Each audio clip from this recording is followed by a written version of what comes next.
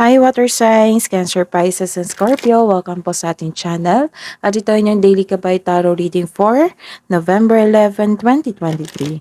Please be reminded that this is general reading po, so maaari kayo makarelate o hindi. Just take what resonates. Gamitin ang reading na ito bilang gabay lamang. Balik po kayo dito bukas para sa ating Daily Gabay Tarot Reading. Please like, subscribe, and click the button for notification para updated po kayo sa daily tarot reading natin. Para po sa gusto magpa-reading, maaari niyo pong makuha ang link. Nasa description box po ito. Message nyo lang po ako sa messenger. Maraming salamat po. Shuffle lang natin.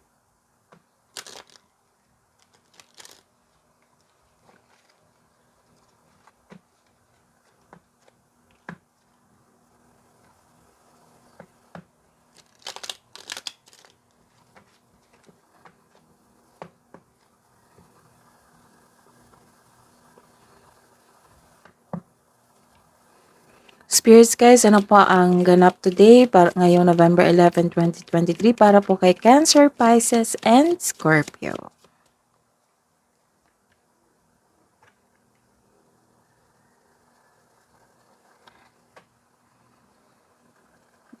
Busy kayo ngayon. Some of you busy ngayon. You're taking an action kasi may dumating na opportunity.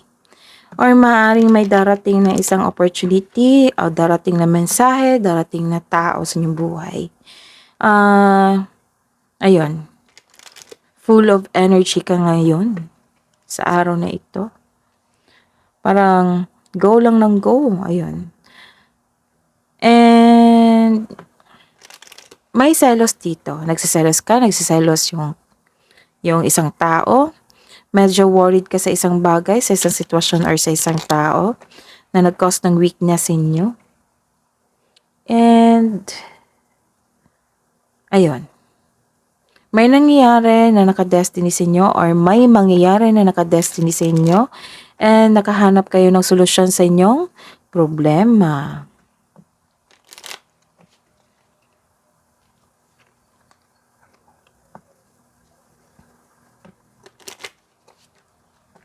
Spirits guys, ano po ang mensahe niyo po para kay Cancer, Pisces, and Scorpio ngayong November 11, 2023? Galactic Healer, move forward with an open mind. So move forward with an open mind. And Divine Will, let go of fear. So move forward. Let go of your fear and emotions. Kailangan mong move on. Move on. Baka nagkaroon ng stagnation dito. Kaya ang advice dito is move forward with an open mind. So let go of fear. Let's see your energy, spirits guides. Energy po ni Cancer, Pisces, and Scorpio sa araw na ito ngayong November 11, 2023.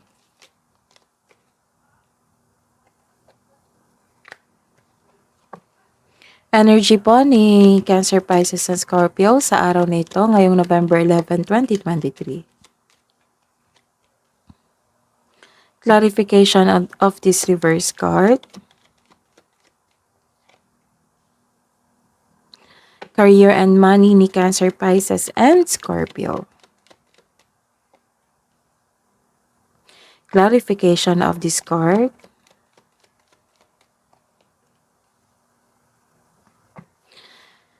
Love and romance, self-love, partnership, and romance ni Cancer, Pisces, and Scorpio sa araw na ito. Spirits guide. Clarification of this card.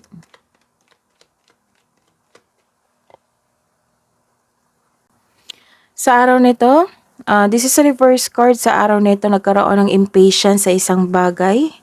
Kaya pala go kayo ng go dito. Nagkaroon din ng pagpaliban. May nakita ko ditong scam investment. So mag-ingat po kung hindi pa ito nangyari or nangyari na. Kung hindi pa ito nangyari, so dobleng ingat. Iwasan mo na ito. Kasi may nakita kong scam investment dito na nagdesisyon ka na hindi pang matagalan. So mabilis ang pagdesisyon mo. na nag-cause ng weakness sa inyo, worries kasi nagkaroon ng scam investment dito. Naging impatient kayo, na naging frustrated na makuha mo agad ang gusto mo. So kung hindi pa ito nangyari, kailangan ingatan ng inyong kaperahan. Huwag sumali sa isang investment. Kahit may mga good review ito, kailangan mong pag-isipan ng mabuti kasi may nakita akong scam investment dito. This is a reverse card. Nagkaroon po dito ng isang desisyon. Desisyon sa pag-move on sa isang itong disappointment na ito, worries and weakness kasi na you are taking an action dito na hindi mo pinag-isipan ng mabuti na nag-cause ng weakness inyo. So you are finding a resolution and this is it. This is a clarification na you are decided to move on from challenges. So tanggap nyo na ang mga nangyayari. May nakikita rin ako dito na lumalayo ka sa isang tao na nagdulot ng toxic relationship. Lumalayo ka sa hamon ng pananalapi na iyong naranasan ngayon, ngunit may takot ka rin na bumalik yung naranasan mong hirap. So focus. This card tells you not to focus and have faith. I-release mo yung naramdaman mo, palitan mo ng positibo na ma-motivate ka ulit. So kailangan yung ma-motivate ulit. Wow, ang ganda ng career and money. You're receiving love. This is expansion and growth. You're happy. So may parating po. May parating na makaka-receive ka ng malaking pera or unexpected job opportunity. The advice is you will need to be patient. Kasi naging impatient ka dito. So the advice is you will need to be patient. Huwag kang mag-alala, darating yan. So, may expectation kayo na darating yung malaking pera. So, nagkaroon ng delay, maaaring magkaroon ng delay, kailangan ng mahabang pasensya. Nakikita ko rin dito na recognize ka as a leader. Kasi magaling ka na leader, magaling ka na amo, magaling ka na boss, magaling kang humawak ng pera, at magaling kang humawak ng isang negosyo. Ayun, leader ka sa isang team at may supportive ka na co-workers, maraming nakaposuporta sa inyo, co-workers man, boss man, or kasamahan sa bahay. Malaki ang tiwala ng mga tao sa inyo kasi you have a strength, skills, and experience. You're making tremendous progress in your career. So may ganap talaga na may destiny. Oo, may nagkaroon ng destiny and this is the resolution of your problem kasi may nawala. O kasi may nawala dito na nag-cause ng weakness sa inyo. Kasi nagsugod sa isang sitwasyon na hindi mo nyo pinag-isipan ng mabuti. Ayun, so don't worry, at the end of the day, nagkaroon ng ganap sitwasyon na naka-destiny sa inyo. You are finding a solution. Naging happy ka dito, na-recognize ang inyong galing.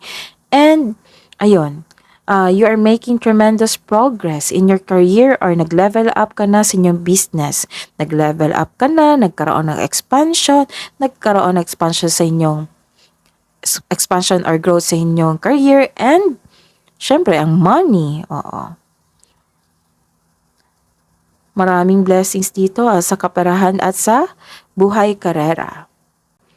Sa buhay pag-ibig, you are feeling trapped. Nag-overthink po kayo. Nagkaroon din ng restriction. Parang nagkaroon kayo ng hesitation na kausapin ang inyong partner or kasamahan sa bahay. Some of you, you felt trapped or stuck ka sa isang relasyon. Nag-iisip kang umalis o pakawalan pero ayaw mo. Para sa mga single, ayaw mo nang makipagrelasyon ngayon. O, ayaw mo muna. Dahil hindi ka naka-move on sa past love mo. Feeling mo na stuck ka doon, kailangan mong pakawalan ito. Oo, this card tells you na kailangan mong pakawalan ito ang iyong sarili, lalo na't hindi na ito existing sa present mo. You need to let go and move forward with an open mind and let go of fear na harapin ang iyong present. Kasi may may naka-attach ka pa sa inyong past love, hindi ka pa naka-move on. So this card ask you to allow yourself to experience love again. So, kailangan move forward with an open mind. So, this is a clarification na kailangan talagang i-open mo yung mind mo and para magkaroon ng opportunity. Ayun. Allow yourself to experience love again. Sa kakaisip na you are feeling emotionally drained dito eh. Nag-overthink kayo, nag-iisip kayo, napakawala ng isang bagay o isang tao, inyong partner o inyong relasyon, pero ayaw mo, nag-cause ng overthink and overanalyzing the situation. Ayun, nakikita ko dito na may taong sobra sa alak, partying too much, drain yung energy mo, maaring may kasama kang lasinggero o lasinggera, maaari rin nag-overwork ka, nagkaroon ng overtime. Oo, kasi nakita ko dito ang full of success eh. Sigurado yan na focus ka sa inyong trabaho. Kaya nagkaroon ng drain dito. Energy drain. Oo, na pagod kayo, sobrang pagod. Ayun. And may nakita din akong tension dito sa friendship, sa inyong partner, kasama sa bahay. May ganap na gossip din and boundary issues. So, hindi kayo nagkaroon ng mabuting relationship ngayon dahil sa hindi pagkakaunawaan o may taong hindi maganda ang turing sa iyo. So, nagkaroon ng tampuhan dito. May nakita akong taong nakipag-inuman, nakipag-flirt. Mag-ingat kasi nakikita ko dito na magkakaroon ng affair. So, ingatan. So, the advice is allow your intuition to guide you to what feels true for you. Hindi mo naman kailangan na magmukmok o kailangan i-drain mo yung energy mo dahil sa lungkot o dahil malungkot ka or disappointed ka. So, save your money. Baka kasi magasta ito sa hindi naman kailangan. Kailangan natin tanggapin na ang mga nangyayari. Kung kailangan iwasan ng taong ito, iwasan mo na. Protektahan mo ang inner peace mo. Isipin mo ang sarili mo na hindi mo deserve na masaktan ng ganito. Kaya know your worth, protect your inner peace, accept and move forwards towards your goal. Move forward with an open mind and let go of fear. Hidden truth, anong iniisip mo, anong iniisip niya?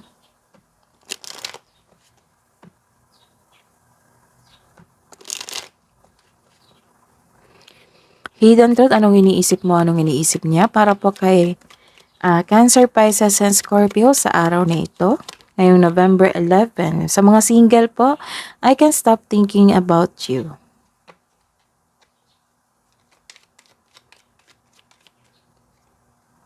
You and I were too young. Sa mga may relasyon po, sa mga may relasyon na Cancer, Pisces, and Scorpio, hidden truth. Oops, lablabas talaga siya.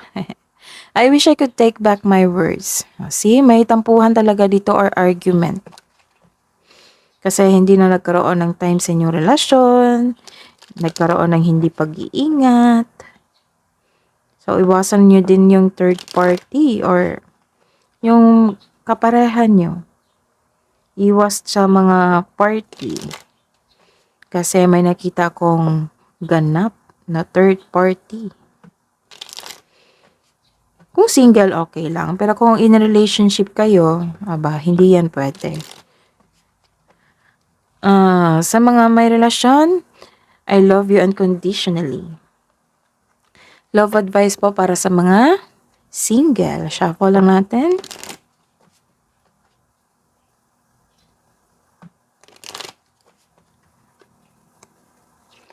Spirits guys, para po kay Cancer, Pisces, and Scorpio sa mga single po ngayong November 11, 2023. Connect to the nature. Connect to the nature and meditate.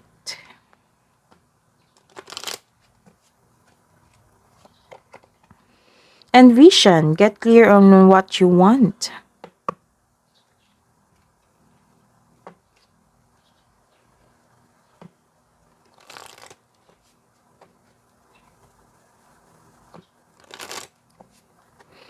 Love advice po para sa mga may relasyon.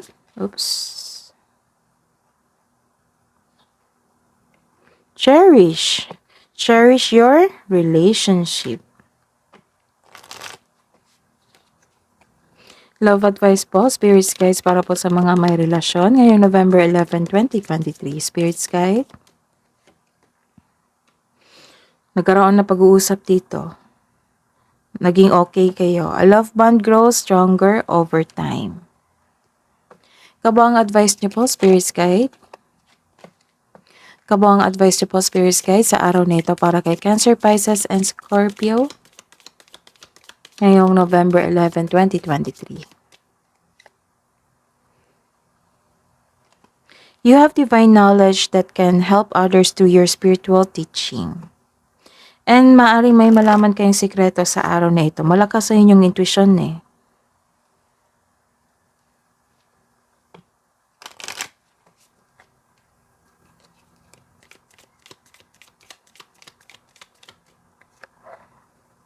Home, you're taking time to your home. Take time to your home. Your household situation is improving, either through a move or healthy change in the occupants. So, magiging okay na yung nagkasakit sa kasamahan nyo sa bahay. Nagkaroon ng improvement sa pagsasama, sa inyong relasyon, sa pamilya, sa inyong partner. Spirits guys, ano po ang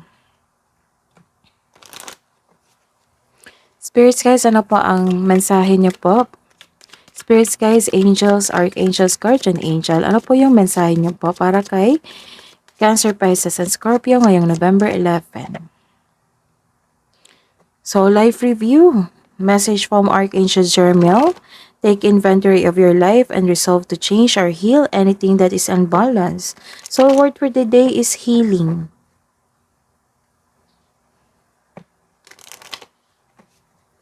Healing and move forward.